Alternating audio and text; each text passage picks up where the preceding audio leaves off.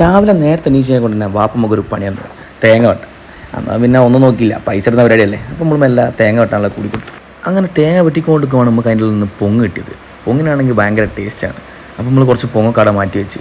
അപ്പോൾ പരിപാടിയൊക്കെ കഴിഞ്ഞേരം നമുക്ക് ദാഹം മാറ്റാൻ കുറച്ച് തേങ്ങേൻ്റെ വെള്ളം കുടിച്ച് നമ്മൾ ആ പരിപാടി അങ്ങനെ അവസാനിപ്പിച്ച്. പിന്നെ മെല്ലെ കോസ്റ്റ്യൂമൊക്കെ മാറി നമ്മൾ പുറത്തേക്ക് ഇറങ്ങി. എന്ന് വെച്ചാൽ നമുക്ക് മുടി വെട്ടാണ്ട്.